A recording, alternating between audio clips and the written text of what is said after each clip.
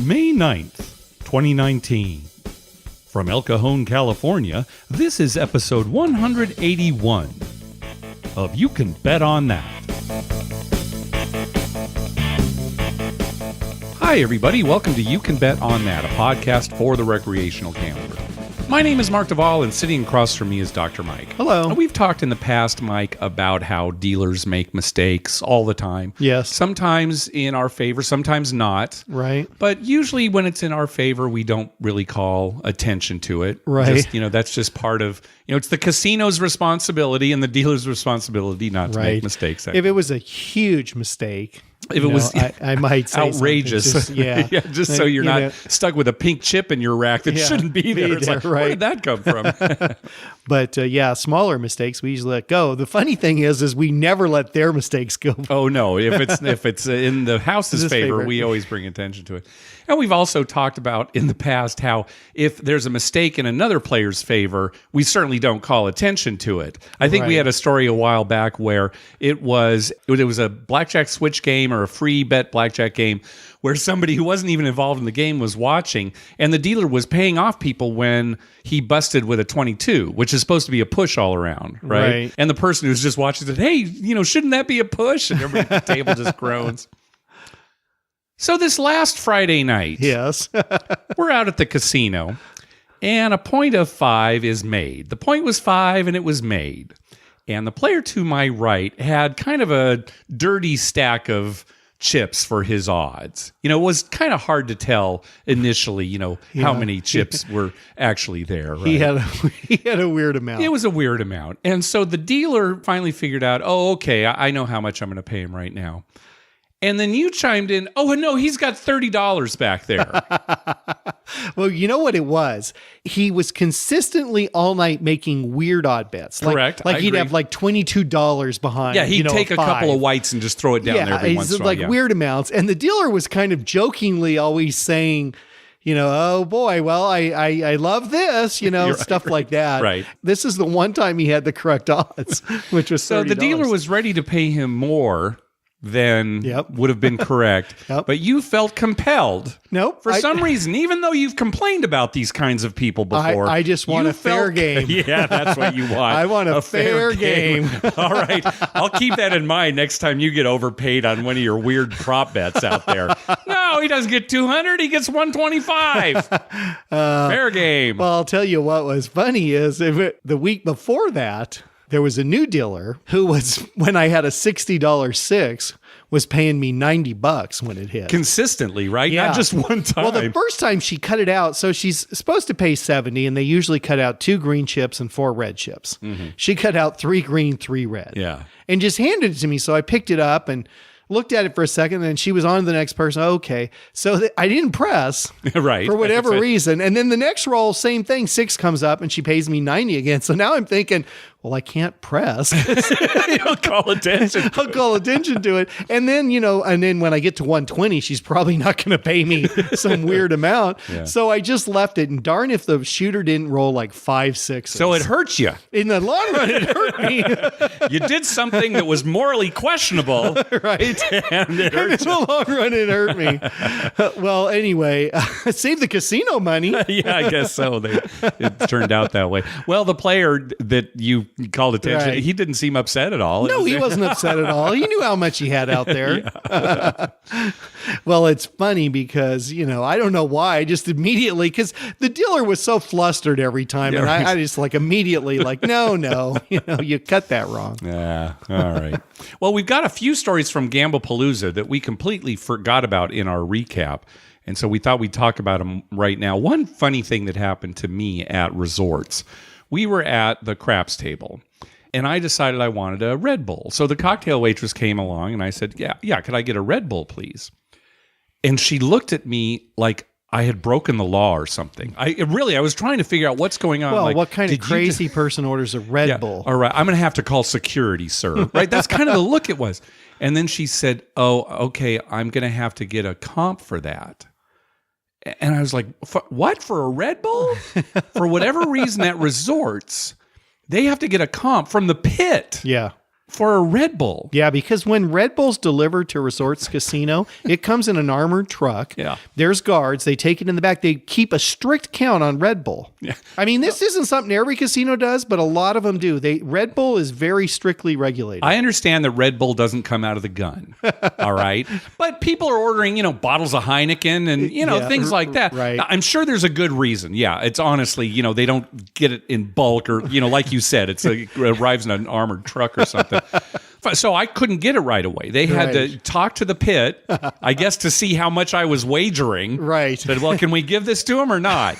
They had to fill it out and sign it and then give it to the cocktail waiter. Fill out for just this once, sir. You're getting one Red Bull. Don't even think about asking for another. Never have I ever seen that. I order them all the time, Red Bull or Rockstar, whatever, right?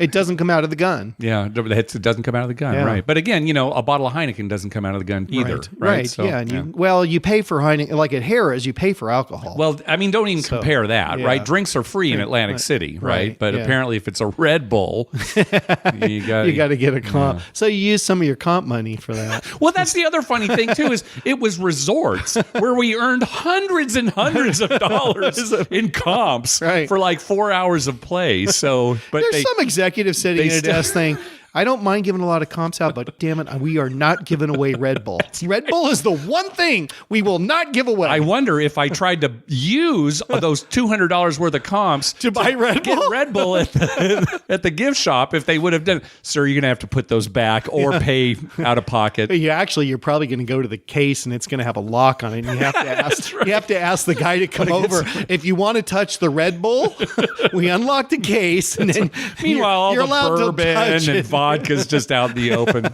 Yeah. Another story too, we didn't talk about, doggone it, Adam had quite a come out roll for you at Caesars. He had a monster come out roll. He must have rolled, well, now I think there were maybe some 11s, maybe some craps in there, but he rolled so many 7s. Yeah. How many did he roll? He rolled like 7 7s, and there were at least 2 or 3 either 11s or craps and interspersed among the 7s. Yes. So I'm betting, the horn bets and 7. Yeah, that's one of Mike's new thing is to hop the 7 on the come out roll. That's 3 separate bets on each of the combinations that 7 can be. 1, 6, 2, 5, 3, 4. Right. And gosh, you had it. I started with $30, which is $10 on each. Yeah. And on his last 7, I had $300 on each. So $900 bet. Oh, man. On 7 coming up. Yeah, he really made some money for you on that one. He made that was quite a bit of fantastic. money. Yeah. Did you tip him at all? I tipped him. Oh, you did? Yes, I tipped him. I don't know. I don't really care for him. I gave him a pretty good tip. So maybe that you'll keep him away from you from now on. Oh yeah, maybe maybe it'll be a positive in the long run. Yeah. And one more story too. So we're sitting playing Pai Gow poker at Ocean, and I'm sitting right next to Tim Lawson. He's got some money on one of the NBA playoff games, right? And there are a couple of TVs above us that we can see, two right next to each other. And they were currently both on the same channel. It was like an MMA fight or something like that. And he said, do you think you could switch to the basketball game? It's on ABC. And of course, this would be fine because even if somebody were watching the MMA fight, again, it was 2 screens right next to each other. So this is very common for some reason. They could not figure out how to switch this TV to ABC. It took a while to find a remote, and then they're asking us, what channel's ABC? Like, we don't live here. I mean, what do you mean, what channels? ABC, just switch. They could never do it. They ended up switching to NBC, which was an NHL game, which was fine too. We had some money on that, but still, they couldn't switch. We see this so often. How often have we been there? Hey, can you switch to a certain channel? It happens all the time. No, I'm not sure how to do it.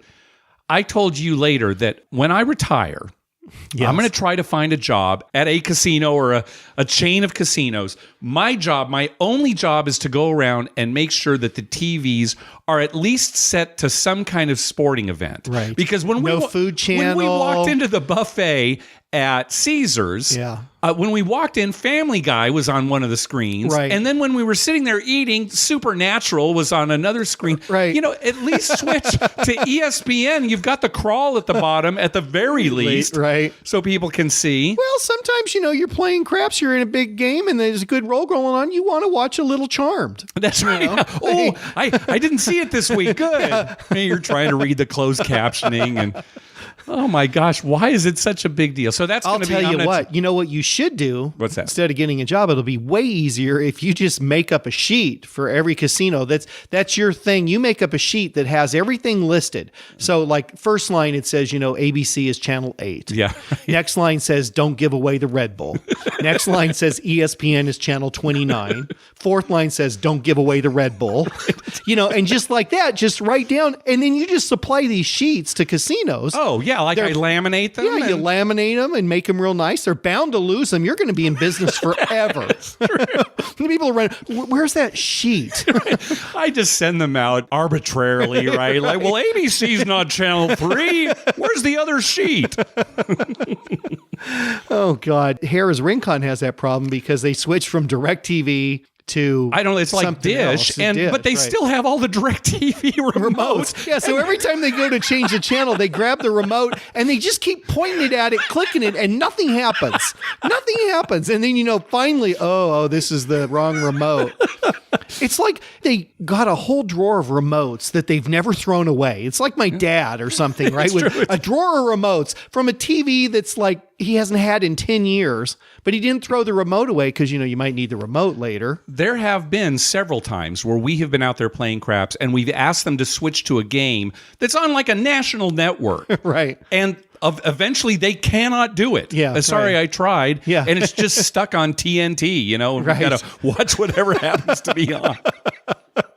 It's so funny. And you think that would be something they'd have worked out, right? It's so simple. It's got to be so simple, right? It's true. You have a sheet that has all the channels and you have a remote that works for the TV. Yeah. That's right there. I think you're oversimplifying it, Mark. Well, that's why they need me. That's can't be that easy. No, that's right. It's not that easy. So that's going to be my job. That's going to be your job. That's a good retirement job. Yeah. You're trying to, how did you become a billionaire? I changed the channel. All right. Well, we got a poker story from listener Mike via email, and we responded to him, but it was a significant enough story that we wanted to talk about it on the show. So I'm just going to read the email, and then we'll talk about it afterwards. Okay, sounds good. All right. So from listener Mike, he says, "Hello, Mark and Dr. Mike. I'm new to playing live poker and recently started playing limit poker after listening to your recommendations on previous episodes. It's been going pretty well, but my last evening playing, I had a negative interaction with a few players and wanted to get you or the listeners' thoughts on the situation.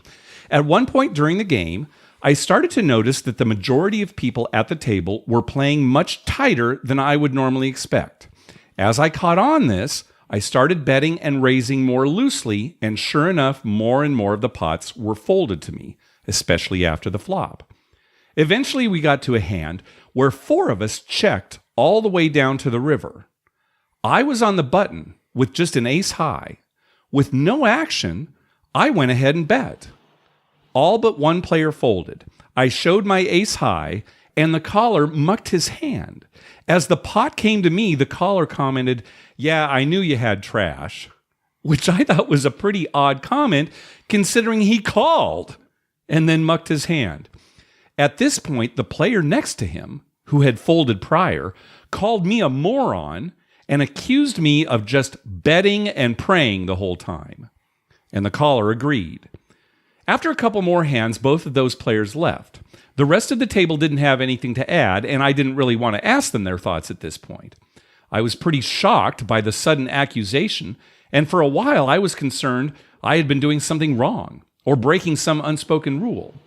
In my mind, it's obvious to me that I was just putting pressure on a group of people that were quick to fold. But I didn't want to defend myself by saying that, obviously. As I thought about it more, I became more confident that I was playing correctly, and the fact that I left that night with my biggest poker win so far definitely helped too. What do you two think? I think he did nothing wrong. Oh my gosh. Well, first of all, he's talking about how he's on the button. Everybody's checked to him. Right. Well, okay, he's only got ace high. Then he should bet. That's probably the only way he's going to win the pot. Probably Right. somebody has some baby pair. Right. And by betting at that point, you're going to get those baby pairs to fold. So, Right, exactly. definitely Betting's it's the right smart move. Yeah. Now, the caller, he said, "Yeah, I knew you had trash." Well, he didn't have ace high beat. Yeah, right. What's he doing? And he didn't even have ace high beat? So, he must have had worse trash than Mike. Right.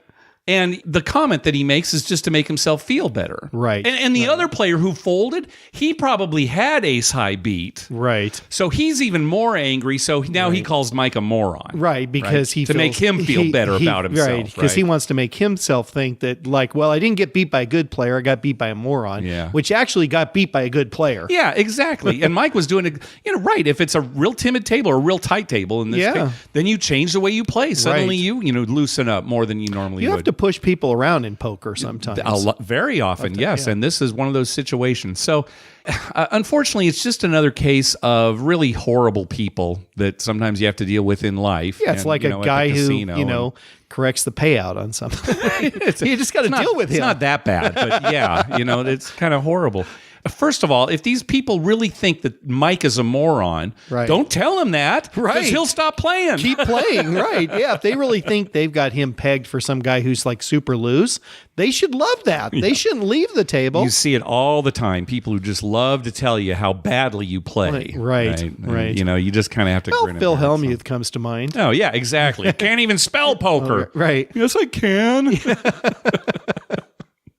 It's funny because poker is one of those games where I tell you, we have this friend and I hate playing against him because he is so unorthodox. It's hard to tell what he's doing. It's very hard to tell what he's doing because sometimes he can be making great moves and sometimes he can be making terrible moves. He's very hard to figure out. And for me, he's extremely hard to play against. I never know, well, is he just screwing up or is he really, because it could be either way, really. Right. Now, sometimes, a guy's like not a good poker player and you've got a pretty good idea he's screwing up. Yeah. Other times, they're good poker players. So you're thinking, okay, he wants me to think this or, you can figure it out. With him, it's terrible for me. There's a lot of things about poker that make it interesting, and that's one of the things. Yeah. And to get mad at a guy because he made a great move is ridiculous. Yeah, you have to have a certain personality to play poker nicely. Yes. And a lot of people don't. Right. Well, nobody likes to lose. No, of course not. And so as soon as they lose, they're looking for reasons they lost. And the reason is never going to be because, I made a bad move. It's going to be because the other guy made a bad move. Right. Yeah. And hey, the other guy outplayed me. That's what you need to think and just say, okay, this was my fault. Right. Right. Learn your lesson and then next time play the hand differently. Yeah. Hey, thanks to everyone who's been clicking through our Amazon link. Remember, whenever you're going to buy something through Amazon, please go to our page first, youcanbetonthat.com, and click through our Amazon link towards the top of the page. All right, let's move on to our voicemail hotline segment. Remember, call our hotline at 951-292-4377.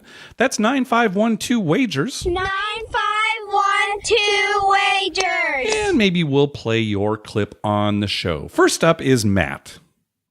Hello, Mark and Dr. Mike. This is Matt from Texas, and I was just calling because I am headed out to Vegas in the next couple of days for the Kentucky Derby, coming in Friday, leaving Sunday. Staying at the Wynn, not by choice, not by my choice, I should say, but buddies prefer to stay there. I'm not much of a fan, but, it is a nice place. The casino doesn't have the best games to play. But we'll certainly head downtown and head to some other properties to check it out. But I'm not much of a horse bettor, frankly. I prefer craps, blackjack, table games along those lines. But they're pretty into the Derby, obviously, and other games. It is for my buddy's 40th birthday, so it's all about his party this time around. But yeah, I've called a couple times in the past, and I'll hope to call once I get there and maybe give you a report of what's going on and all the action surrounding the Derby, because I imagine much like March Madness and NFL playoffs, Super Bowl, stuff like that the environment's pretty happening. So I look forward to telling you more about it and the experience, and enjoy listening to the show. I hope you all have a great day. All right. Well, Matt did not call back, but hopefully he had some good luck while he was over there. Yeah. Do you have anything to say about the Derby, Mike? I have a couple things. Number one, there were quite a few craps players from Harrah's Rincon, Southern California, who went to Vegas for the Kentucky Derby. Okay, and one of them had a big party in his room, had a big suite, and had a party for the Derby, which I thought were interesting. They're bigger horse bettors than us. Sure. The Derby itself was fascinating. Sure. Oh, yeah. Just absolutely, fascinating because of the controversy, and it took so long. It seemed to me, anyway. It did take like 22 minutes, something like that. To decide. Because usually when you're at the track and they say there's an inquiry, it's quick. Yeah, maybe 5 minutes. Maybe 5 minutes, maybe less. Sometimes it's Sure. like almost instantly, oh yeah, this happened.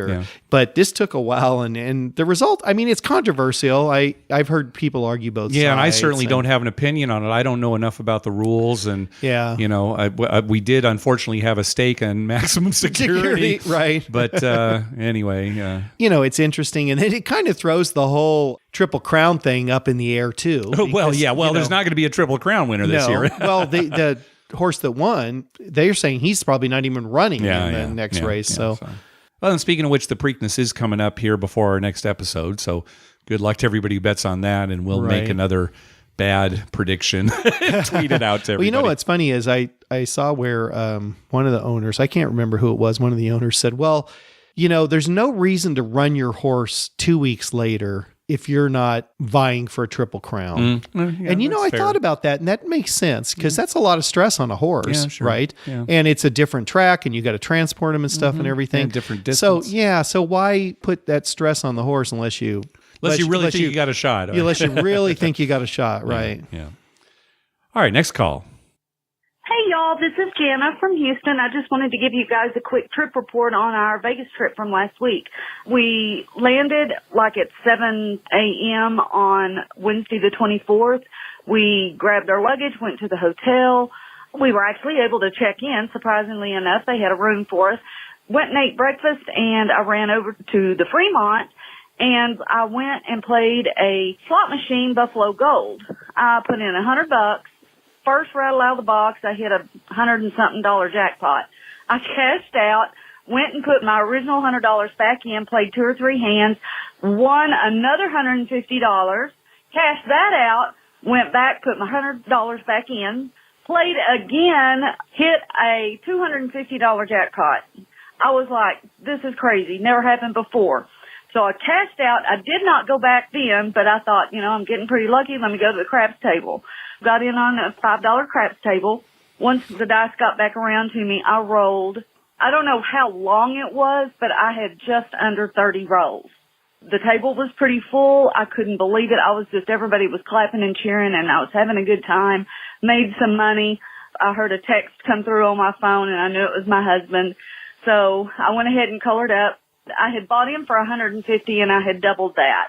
So the money I'd won on the slot machine plus the money that I had just won on that craps table had already over and above paid for our trip.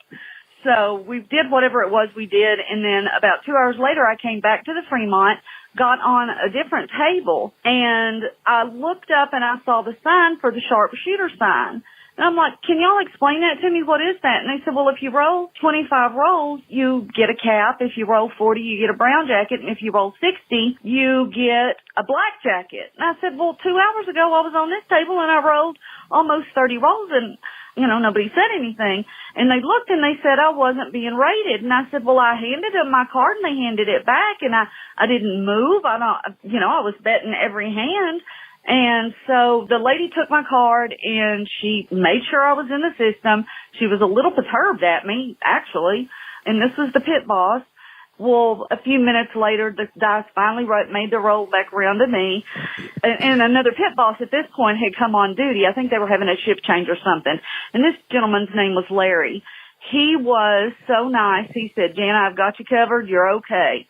And so I proceeded to roll, and I hit a 23. I 7'd out on my 23rd roll, and I went, no, it can't be. And about 10 minutes later, he came back and handed me a certificate, and he said, I might have missed a few rolls.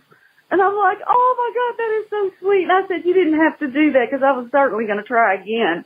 I had a great time. I made quite a bit of money at the tables, but I did want to give you guys a trip report and let you know I did make the junior sharpshooter. That was my big claim to fame for the week. Thanks a lot, guys. Love y'all and hope to see y'all soon. Bye-bye. All right. Well, congratulations, that's Jana. great. Yeah, the Fremont, we haven't played there in so long. Been a long time. They've got that display there that shows how many rolls the current shooter has thrown. So, yeah, we should hop in there one time here, maybe during the summit, just to take a look at that again. What she failed to mention is that if you roll 100 rolls or more, You get Red Bull without a comp. Really, they don't have to comp it. No comp. Just they actually just bring you a Red Bull. You don't even have to ask for right? it. No. Oh yeah, we got to start you playing. can load that up more. on that. Okay, yeah. good. I mean, it's 100 rolls This October. Looking forward to it. Yeah. All right, let's hear from Garrett and those nasty Oklahoma Antes. Hey, Mark and Dr. Mike. This is Garrett from the Arkansas, Oklahoma area. I haven't called in a while. Just wanted to give you an update. We usually talk about, the ante situation out in Oklahoma, and we talked about craps and things like that. But lately, it has been cold out here, kind of like it's been out there for you guys. But, man, they've really changed something up out here. They added a double-deck blackjack game to my local casino, which sounds great on paper. Everyone advertised it at the casino, and everyone's talking about, we got double-deck blackjack coming. Come play with us. It's going to be here next week, everything like that. Well, I got out here tonight to come and play the new table, and it's a $1 ante. As if the 50-cent ante wasn't bad enough, it's a $1 ante on this double-deck table. There's also terrible rules for the table. You can only split on 9, 10, and 11. Oh, I wanted to pause it there. He must have meant double on 9, 10, 11. He said split, but he meant double on 9, 10, and 11, right? There are some casinos where those are the only 3 totals you can double down on. Right. Yeah. You can't split any more than once. You can split aces, but you can't hit after a split. You're not allowed to double after any splits. There's no surrender options, and it's just not a fun game with that $1 ante. Even if you're, making your money back, it's still costing so much in ante. The house is making a ton of money off of it. So it's also a $10 minimum table, which is kind of odd because all the other tables are usually about $5 or even $3 during the week. So for the table to be $10 minimums during the week with terrible odds, just kind of odd. Anyway, not a whole lot of fun out here lately. Been on a pretty good losing streak. Haven't won really anything. Could barely even win a hand or even a roll in roulette, rolling craps or anything. Can't win anything out here. So hopefully everything's going okay out there with you guys. Hopefully you're at least able to break even sometimes because we haven't had that out here at all. Anyway, just wanted to give you a call about that $1 ante, see what you guys thought. Talk to you later. Yeah, $1. Boy, if you're playing the minimum $10 and you have to pay a $1 ante, that's 10% right well, there. You wouldn't want a minimum less than $10. He was talking about 3s and 5s. I mean, God, $3 table. If you had to pay $1 ante, I mean, that's true. Yeah, it'd be ridiculous. This is a pretty common tactic that casinos use to lure uninformed players. Right. Say, oh, here's single deck. You've all heard that single deck games are the best.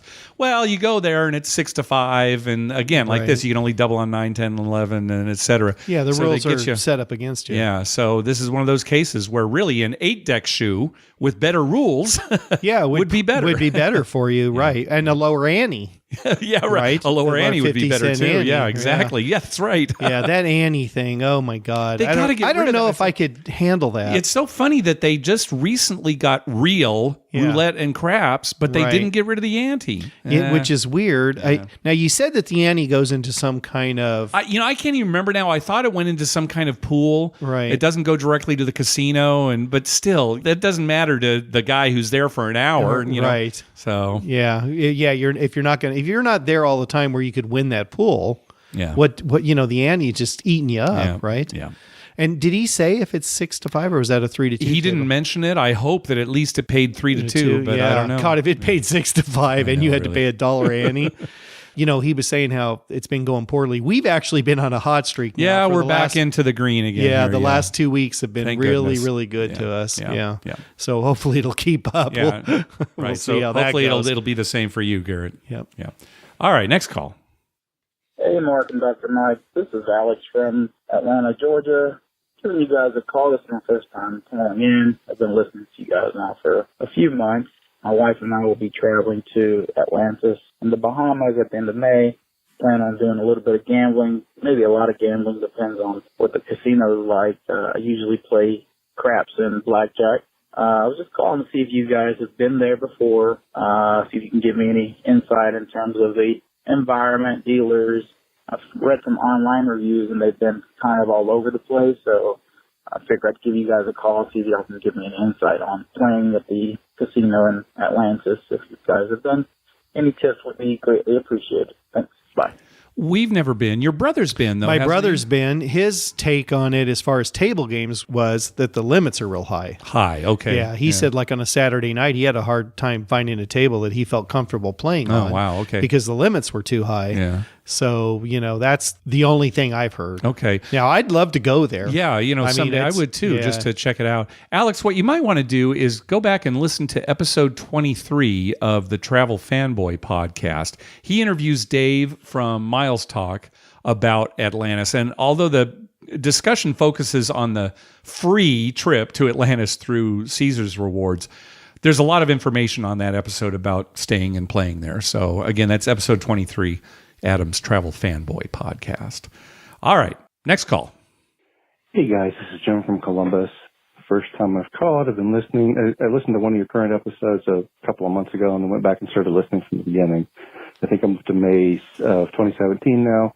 Podcast is still awesome. Gosh, I hope it's still awesome present day because I haven't been listening to any more of the current ones yet until I get caught up. Anyways, don't stink, okay? Too late. This is a trip report. Just got back from Vegas. My buddy and I were out there the last couple of days. We flew in this morning to Cincinnati and drove back up to Columbus. I'm a little bit pooped. Anyways, hey, I wanted to give you guys an update on something that you have been bad-mouthing Binions for a while, and I wanted to give you an update on that. We played at their front table with all the pretty cowgirls and stuff many times this past couple of nights. And last time we were out there a couple months ago. The crew was great. I mean, the boxmen and so forth, I got to see them resolve a dispute, and they resolved it favorably. Some ladies had been talking, and they threw what they intended to be place bets out there in the field and didn't really have the dealer's attention, so they stayed as field bets while 6 or 8 was rolled or something like that. And so there was a little bit of a confrontation, and the boxman just said, okay, hey, here's your bets back, put them back up on the 6 and 8. I mean, they didn't give them the money for that bet, but I thought they handled it pretty well.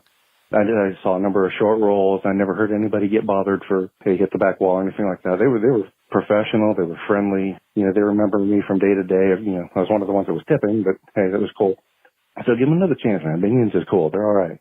Also, bubble craps. So we were killing it on bubble craps this time. We've been up and down on that thing, but a buddy of mine had a killer roll. We're up over $1,000 on one machine. Cashed that out, came in, bought back up for $100. Oh, I was at the table max on the machine after having pressed things up. It was a lot of fun. Like 2 shooters later, this lady hits a couple of hard sixes, said, Dr. Mike, you'll like this. I wasn't on the hard six at first. I get on it, press it from $2 to 10 to 25 to 50, and she never did hit that 50, but she made me a nice little sum there on it. So good times. Oh, you guys would hate this one, but there is a bubble craps at Binions as well that you can have, as long as you have a total bet of $1, you're good on it. And they'll let you bet in 25-cent increments. So you could go across for $1.50 if you want to, but you got to act quick. You only got 15 seconds between plays to make your decisions. Anyways, love your podcast. Keep it up the good work, guys. Bye. Actually, I'm glad to hear that, where you could bet 25-cent increments at a bubble craps machine. That's really great for low rollers who, maybe are a little apprehensive about going to a real craps table and want to learn. Yeah, that's a real cheap. Yeah, you could buy in for $20 and play for quite a while. Yeah, so I don't know that I would spend too much time in it, but we certainly wouldn't hate it. I wonder what the limit was on the one that he got up to a $50 hard six. A lot of times the limit is between $300 or $500 aggregate, all of your bets. And we've talked about this. Since it's technically a machine, if it were to pay out $1,200 or more on a single bet or like a single roll, then that would require a W2G and a hand pay. And they don't want that, right? Because then it stops the game, right? So if you've ever played on one of those machines, you're getting close to, being paid that much, it'll just spit out a ticket for you. If you're getting close, say, nope, you've got to take this ticket. It'll print out like a $150 ticket, right? Just so you don't go over that $1,200 mark. But, see, that's the part I don't like about the bubble craps. Well, yeah, no, of course not. But bubble craps is good for, definitely recommend bubble craps for a lot of good reasons. Yeah. But no, not for a player like you. You'd only like it if you had 5 minutes to kill. Yeah. You're just waiting for somebody, right? Right. I didn't want to buy in somewhere. Exactly. That's great to hear about Binions because we have had some really disappointing experiences there, but we have very fond memories of Binions from back in the day. I have some very, very fond memories of some that huge place. Wins at Binions back in the day. So that's good to hear. So we'll definitely go back there. Well, we say something about a casino like Cromwell, for instance, where we've had, but we still go back. Yeah, sure. We always, because things change all the time. Sure, things change, personnel change, culture changes. Right. So we're always willing to give a casino another chance. Yep. It's just that when we do have a bad experience, we tend to stay away for a while. Yeah, sure. We'll take a break from them. But we'll eventually go back. Yeah, sure. We'll be at Binions. Yeah. All right. Next up is Julia. Hi, Mark and Dr. Mike. This is Julia from Washington State, home of the Tulalip and Muckleshoot casinos. And I love your show. I've been listening for a couple of years now, and I just love it. It makes me laugh every episode. The banter between you two is just so delightful. It makes me wish I had a Vegas buddy who liked to gamble with me. As for craps, I've played the pass line, and that's about it, because all those other bets, despite hearing you guys talk about them, are still intimidating. So on my last trip, I found a bubble craps machine, one of those shoot to win, and tried out some of those hard ways and place bets, and it was so much fun. So on my next trip, which is Memorial Day weekend, I'm looking forward to doing that again, but what I'd really like to do is see Dr. Mike in action. So how do I know where to find you guys? Because I think you're going to be in Vegas that same weekend. Would love to see you and meet you in person. Take care. So there's a great example of bubble craps. Right. Just taking some of that intimidation away. And, right. Yeah, once you play a little bit, you probably like, okay, I think I can handle a real table. So yes, we're going to be there over Memorial Day weekend for 360 Vegas Vacation 8. We're getting in that Sunday and we're leaving Tuesday. We will definitely tweet wherever we are playing. And again, you do not need to have a Twitter account to follow our tweets on Twitter. Just go to twitter.com/youcanbetonThat, and you'll see where we're at any given time. Also, we're going to be staying at Bally's. We've never stayed there before. So we thought, well, let's stay there, see what it's like. So chances are that's where a lot of our play is going to be at Bally's. Well, especially like Sunday morning, we'll probably be right at Bally's first thing Sunday morning. Yeah, so that's, and we plan on getting there pretty early. Yes, so. yeah, exactly. So we'll be playing at Bally's, and then, Bally's connects to Paris. So you'll probably be in that whole way. Cromwell's right across the street. We'll be playing at all those and then places. Planet Hollywood, maybe down to Harrah's. And then, of course, we're going to be doing a lot of the 360 Vegas Vacation events. So if you just go to the itinerary for that, we'll post something in the show notes, maybe in our next episode, you can kind of see where we're going to be, or at least around where we're going to be. Right. Yeah. So looking forward to meeting you, Julia. Yep. We'll be there. We're easy to find too. It's incredibly easy. You'd think it'd be hard with all those people. It's incredibly easy to find us. All right. Next call. Hey, Mark and Dr. Mike. Just want to let y'all know my first fun at the craps table this weekend. Kind of taught my buddies how to play, even though it was my first time too. Well, anyway, I had been betting on the all tall, all small, make 'em all, and I never won it. But the dice got to me, and naturally I didn't put down any money, and I rolled about 8 points and hit the all tall, all small. Just that y'all would get a kick out of that. Good job with the show. This is a good argument for being consistent with your betting, just for your own psyche. Yeah. Either. Well, I've always said that. Either make the bet all the time or never make it. Now, there's no reason mathematically why you should do that, but just for peace of mind. If you're never betting, it's like, well, that's okay. It came up this time, but I would have lost all the other times. So, Or if you're betting it every time, it's like, okay, good. I'm glad I was on it. Well, it's what I've always said. And, for me, it's that people who switch between the don't pass and the pass line.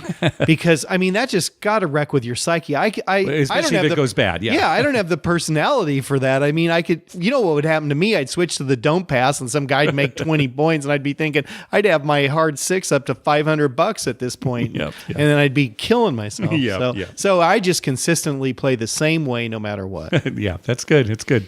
All right, so we've had a few calls recently about MGM Springfield, some good and some bad. Here's a call from Chris DeMoro, host of the Art in the Game podcast, which focuses on MGM Springfield.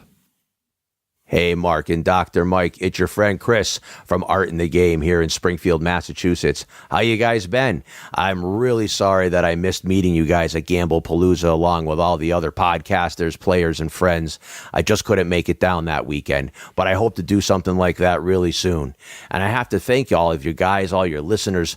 I love listening to reviews about MGM Springfield and people's visit. Last episode, I enjoyed Joe's review. Him and his girl went down there and love that we're a non-smoking casino. And I love it too, because I quit smoking a zillion years ago, and I hate the smell of my clothes when I leave a casino that has tons of smoking. So if you don't mind, if going outside to enjoy a smoky treat, you can come on into the 125,000 square feet of gaming space and enjoy the 2,000 video poker and slot machines available for your playing enjoyment. Holy cow, I just totally jacked up today. Anyway, just wanted to give you guys a call. Love hearing everybody, and I encourage anybody interested in coming out to MGM Springfield, join our closed group on Facebook, and tune into one of my podcasts, because I'm having a lot of fun putting them out, and I really try to offer valuable information to make your visit a more memorable and favorable, and hopefully a luckier one. So as always, Mark and Dr. Mike and all the listeners out there in California, and you can bet on that land, have great luck, players. All right. Well, thanks, Chris. When you first heard his voice, didn't you think, oh, it's Vito? It's Vito. Yeah, exactly. I was sitting there thinking, wow, they sound exactly alike. Isn't that funny? We'll have to go there. We'll definitely go there at some point. I don't know about definitely. Hopefully, maybe when I will definitely. Okay, go there maybe when the point. new Encore opens there, and there are more casinos in the area, right. we can kind of make a trip where we casino hop. Yeah. I would have gone when we were in Boston. We just didn't have enough time. Yeah. It was just going to be way too hectic. Yeah. All right. Next up is Jason. Hello, gentlemen. It's Jason from Michigan. Just calling in at a couple things I wanted to run by you. I've been listening to your show now for quite a while, and I don't hear many people talk about the Golden Nugget in downtown Las Vegas. Me and my wife are curious. We've been going to the Nugget now for 15 plus years, twice a year, and we feel like it's one of the nicest properties in all of Las Vegas. But we also are wondering now if we're missing out on something else by not going to other casinos. We feel that the food's outstanding. The new Rush Tower is fabulous. The pool we really like a lot. But we're wondering if we should start diversifying and starting to stay at other places, maybe to get a different experience. And secondly, wondering what your thoughts were on Mississippi Stud and always seeing the first card. Me and my wife have had mixed results. I had pocket deuces not too long ago, hit 4 of a kind, and paid out, $4,000 or $5,000. But the last time we were at the casino, my wife had a 5-3 in the hole, decided to fold it, and she would have had 4 of a kind. Dealer said, always see the first card. But if you look by the book, we have always looked at folding if you don't have a face card with something. So just wondering where your thoughts were on that. And I look forward to hearing from you guys and appreciate the show. Thanks. Have a great day. So the dealer says always see the first card. Right. No matter what your 2 cards are, always see it. So this is a dealer who thinks that they know all about the game because they've been dealing it for so long. Well, they've seen so many hands, Mark. They know exactly how it goes. Look, play however you like. Play in the way that gives you the most entertainment. Right. If you want to play 5-3 and make a call to see that, hey, any 2 cards can make 4 of a kind. Right. So yeah, well, you could have 1 card and make 4 of a kind. that's what I mean. You have 5-3, you can end up with 4 5s or 4 3s. Right. So do whatever you want, but in the long run, if you're calling with 5-3, you're going to lose way more money than if you just fold that hand. Yeah. So again, it's another one of those instances where you have to put out of your head the fact that I could have made 4 of a kind. Yeah. But you have to remember what would have happened. If you got 5-3 dealt to you every single time and you stayed every single, you'd lose a ton. You'd lose more than if you just folded every time. That's Right. true. So if you want to know the right way to play mathematically, head on over to the Wizard of Odds, and he's got a basic strategy for Mississippi Stud. Do whatever you want, but I like to go with the odds. I like to follow the math. Yeah, and I like to play it a little loose, but I'm not that loose. Yeah, right. 5-3. Yeah, it do would that be a play, little hard. everything. Yeah, the Golden Nugget, it's certainly the nicest property downtown, at least until Circa is built. But we love staying there. The facility's great. The pool is really cool, Yeah. I think. I've always thought that. The facility's nice. Yeah. They always give me a ton of comp stuff. Yeah, so that's true. I do get a lot of stuff from lot that of thing, stuff yeah. from them. I like that. And I always tell people, I told somebody just like a week ago, I told a player, they were talking about hotels to stay. And I said, well, if you ask me the best room I've ever stayed at, and I mean, I've stayed at big suites at Caesar's Palace and Planet Hollywood. I've stayed at some pretty big suites.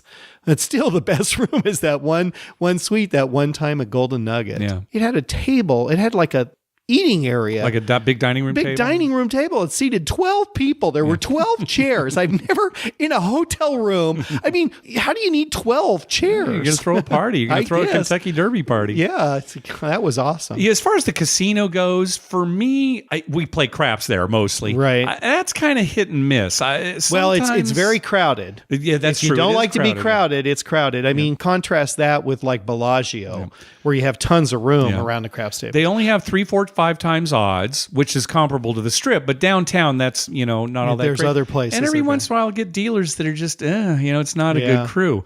Now, if you're asking, should you try other places? Well, if you haven't stayed on the Strip, then definitely do that. If you're just talking downtown, Golden Nugget, it's hard to beat that. But gosh, if you haven't stayed down the Strip, try any property on the Strip. Right. It can be some, mid-level property all the way up to, Bellagio or Wynn. But definitely experience the Strip if you haven't done that before. Now, to play the devil's advocate, it is sometimes nice to stay at a place, and we do this quite frequently where we go through periods where, we only stay at Caesars, or there was a time when we only stayed at Golden Nugget. There was a time when we only stayed at Four Queens. There was a time when we only stayed at Harrah's, and we went like 2 or 3 years staying at the same property. And there is some nice things about that because you're familiar with where everything is. Sure, the dealers know you. The dealers know you. You don't get lost. I have a habit of getting lost in a new casino. So Jason, try the Strip if you haven't already done that. All right, next up is Kevin. Hi, Mike and Mark. It's Kevin in Anaheim. I support you guys a lot. I use the Amazon link as much as possible, and you guys do a great show. Anyway, I have a couple of questions. My first one is, I know on the earlier episodes, you guys talked about matching tier status. Now, I'm nowhere near close to diamond level like you guys, but my question specifically is, would Caesars match my MGM Pearl status that I just recently got to whatever their status is equivalently? Would they match like lower level statuses on their tiers, or is it only the top levels what they do? I see myself playing a lot at Caesars on my next trip. And that goes into my second question, which is about my next trip. I'll be in Vegas right before the 360 Vegas. Specifically, I'll be there the 23rd through the 27th, Thursday through Monday. So I'll miss a lot of the 360 Vegas itinerary. But I was just questioning if you guys will be out there before 360 Vegas, and if so, would you guys tweet out or share any crap sessions where you guys will be playing if you guys are there before the 360 events? Okay, thanks. Bye. We're not technically going to be there before 360 Vegas vacation, but we're going to get there very early on that Sunday morning. We've decided we're going to drive.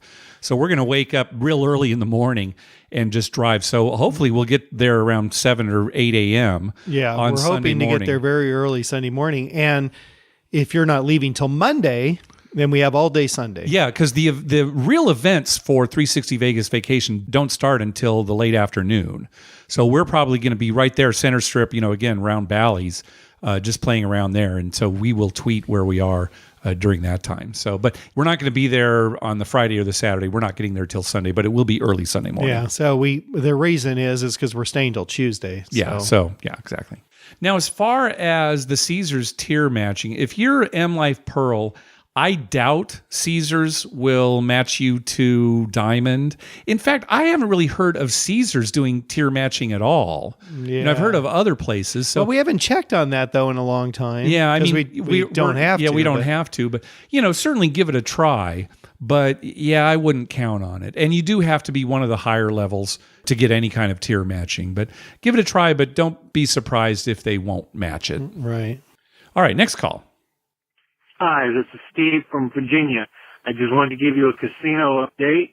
I have now been to Cherokee in North Carolina 4 times since the first of the year.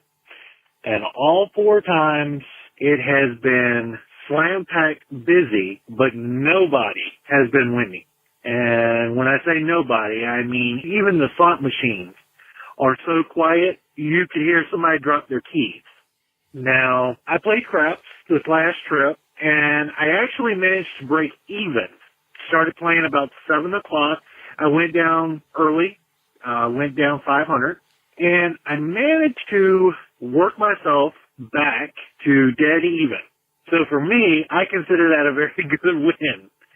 But it was only because I happened to get a hold of a shooter who shot 3 11s in a row. This was on the come-out roll when I had bet Pathline and World Bet. I had initially started out with 10 on the pass, 5 on the World. And when he hit the first time, I made my Pathline 20, made my World Bet 10, and then when he hit the third time, I made my Pathline 30, made my World Bet 20. And after that, I took my money and ran.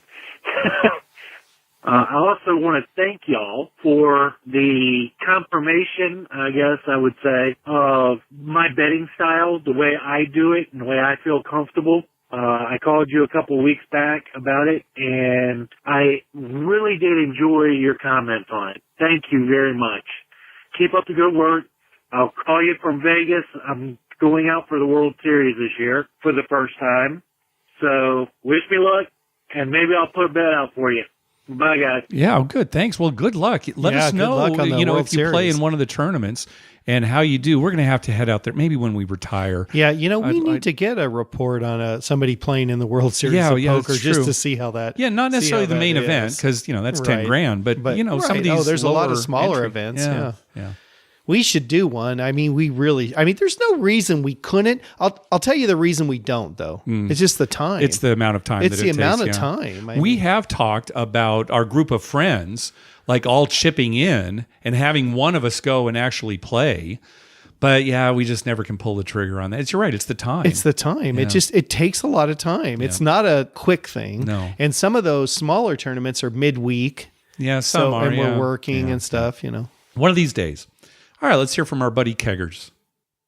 Hey, Mark and Dr. Mike. This is Keggers from Southern California.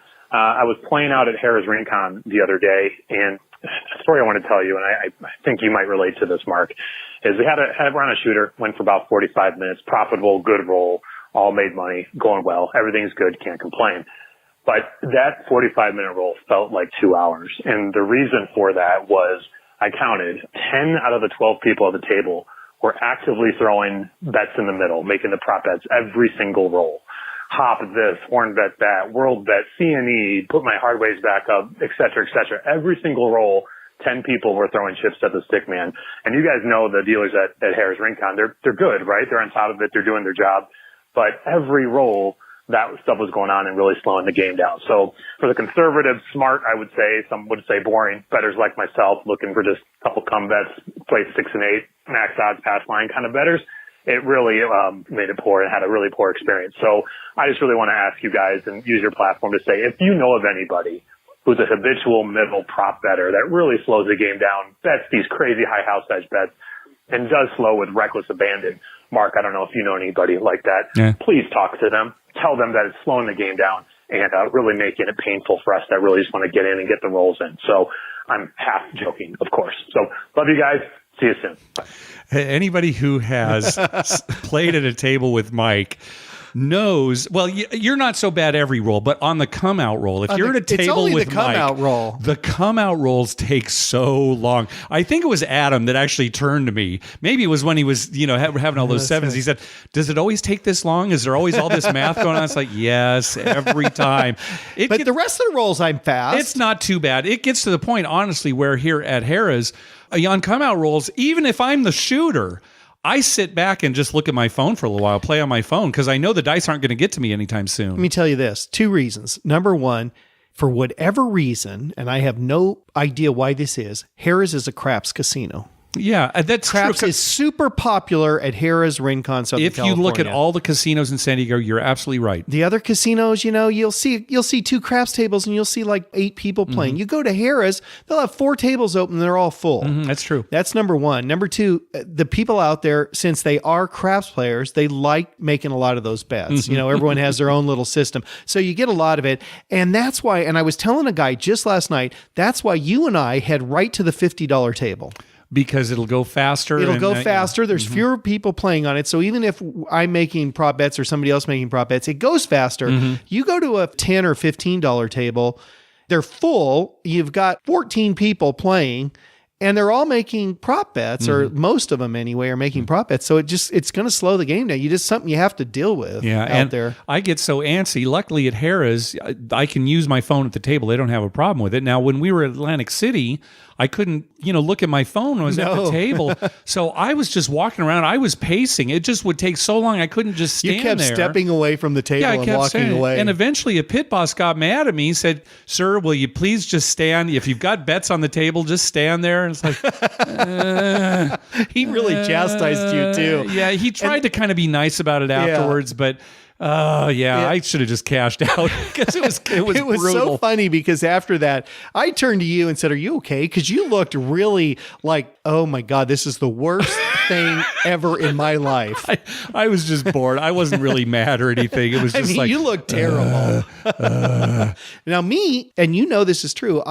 Even though it's taking a long time, sometimes I get a little fidgety with I get fidgety with late bettors, but I don't get fidgety with anybody who just throws out their bets and waits their turn. Okay, sure, right. And because they're allowed to make their bets whatever way they want to play. I get mad when they make bets and then 2 or 3 people make more bets and then the same guy comes back and makes another bet. Just get them all out at once.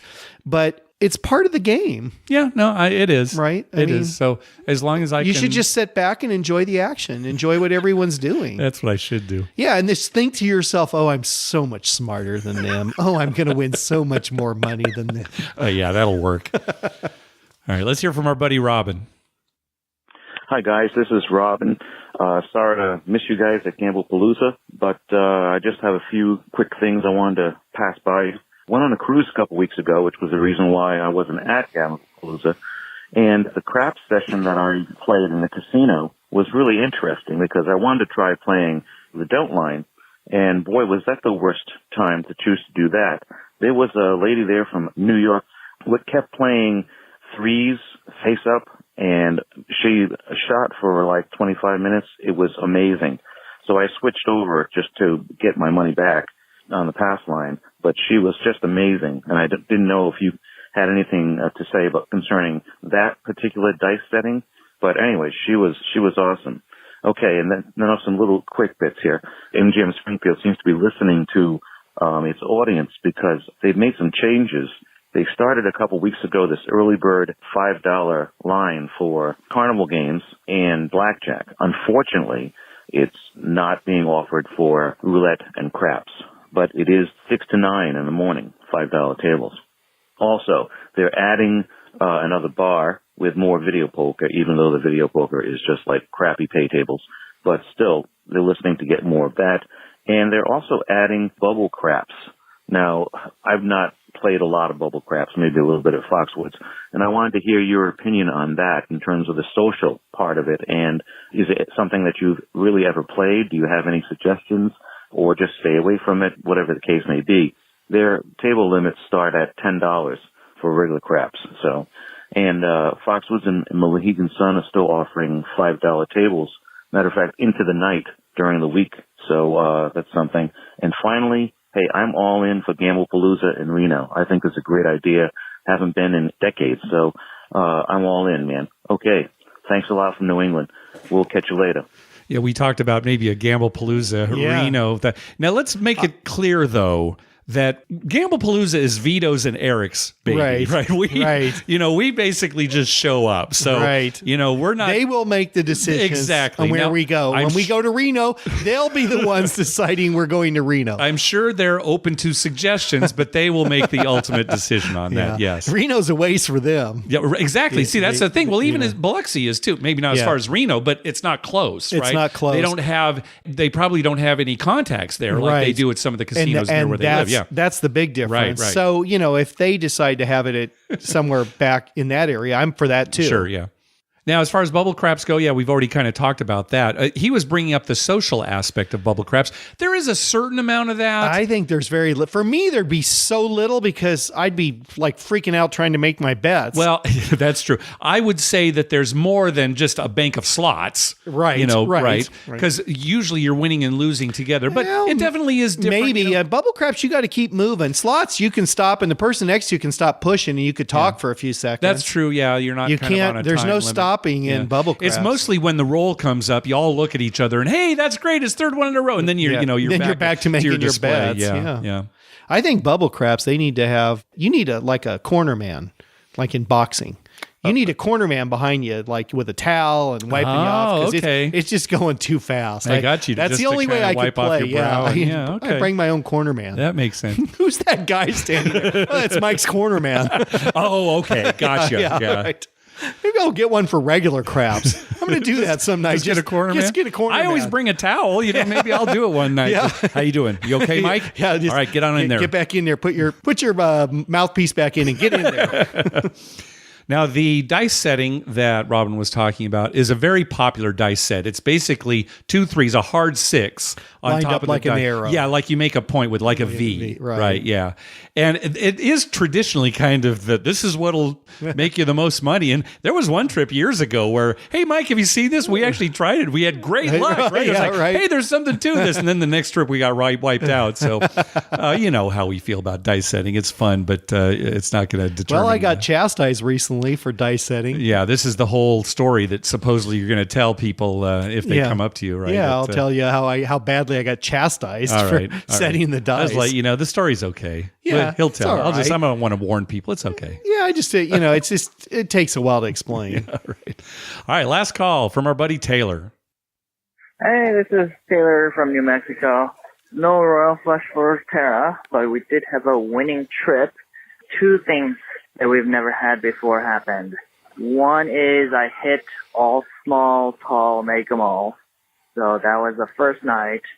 And the second day, when I woke up in the morning, we felt so lucky that I woke up thinking, I should play some Keno today.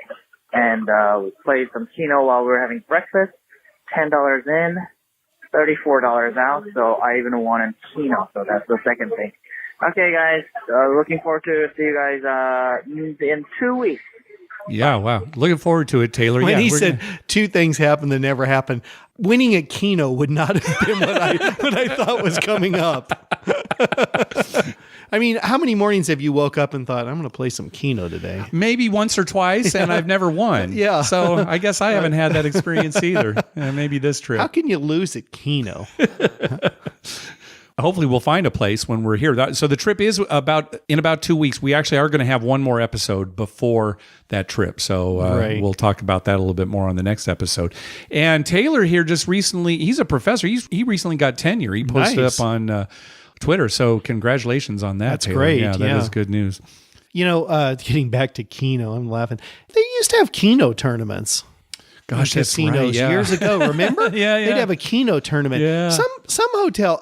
Most of them don't have Keno, At so I all guess now, that yeah. you're right. But the ones that still do, somebody should have a Keno tournament. All right, I'm going to try to look into that. See the last time there was a Keno tournament. The Keno tournament. Oh, that's funny. I don't know what the strategy is behind Keno tournament, but I don't know, just fill out a 1 spot every time, right? Hope you get lucky. Just no spot. I didn't lose any money, and still haven't lost. Got my original 1,000 here. All right, well, that's going to do it for this episode. We want to thank some people for some PayPal donations.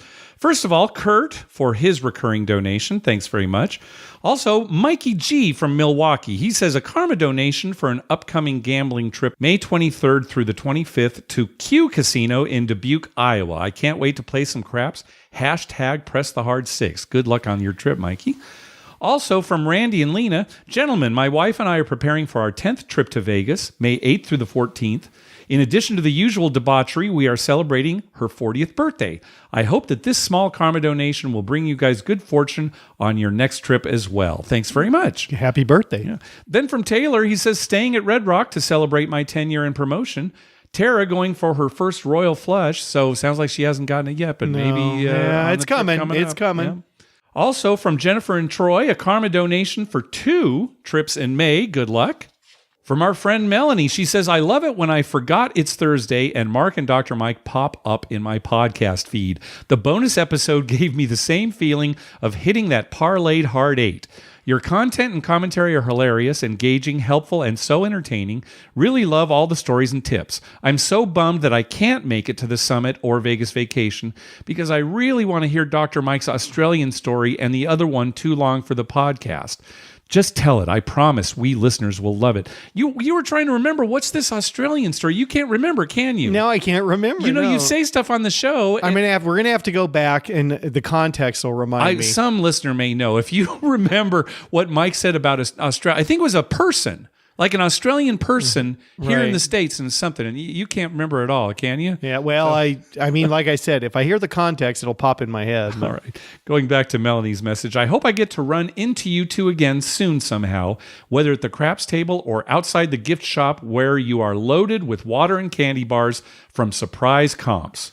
Melanie from Colorado. And finally, a donation from Berkeley. Karma donation for my friends and I on my 41st birthday bucket list trip to attend Electric Daisy Carnival in Las Vegas this year. Looking for a lucky ace deuce. Thanks for all you do, Berkeley. So thanks again to everybody for those donations. Yes, thank you. Hey, be sure to check out our TV listing showing all the gambling-related shows coming up within the next 2 weeks. We update those listings every Wednesday using a customized program that searches through all the raw American TV data. Just go to youcanbetonThat.com/TV-listings. We'd love to hear from you. Call our voicemail hotline at 951-292-4377. That's 9512-WAGERS. Or you can email us at youcanbetonThat@gmail.com. And I'm a little backed up on responding to emails, but I'm going to try to get through all of them by the end of this weekend here. Well, maybe I'll make a lot of prop bets, and you can just answer the emails at the table. There you go. Good idea. You can also follow us on Twitter at YouCanBetOnThat and on Facebook at facebook.com/YouCanBetOnThat. Finally, please go to your favorite podcast app and write a review on us. We love getting your feedback. What do you got, Mike? Well, I was thinking about Melanie saying, she forgot it's Thursday. And it's funny because every Wednesday when we record this, we walk out, I get in my car, and you sit there, and we just look at each other, and we got to get through Stupid Thursday. Yeah. Stupid Thursdays. Stupid Thursday. Because we're waiting for Friday when we get to go to the casino, and it's like Thursday. Thursday. And they cut our free play on Thursday, so even if we went to the casino, we get less free play. Oh, yeah, that's Thursdays. a big deal now. All the players at Harrah's have been complaining about they cut the free play down. Pretty bad, yeah. For whatever reason, I don't know. Yeah, I don't know, but it affected everybody. It's still better than we get anywhere else. It really is still better, but a lot of us, me included, it's half of what it was last month. It was quite a decline. It's just funny. Yeah. It's Stupid Thursdays. We got to get through another Stupid Thursday. And, another thing about those prop bets, I just got to say this. How many times that has saved my butt. Yes, it has. Yeah. I'll admit it. But I can also tell you that there are plenty of times where, hey, Mike, I won $50 for the night, and you got wiped out. Right. And it's because of all those prop bets. Yeah. So it goes both ways. Yeah. But you just got to sit there at the table and enjoy the moment. Exactly. That's what I do while looking at my phone. That's why Keggers is at another table. Hi, Keggers. All right. Thanks for listening. Good night.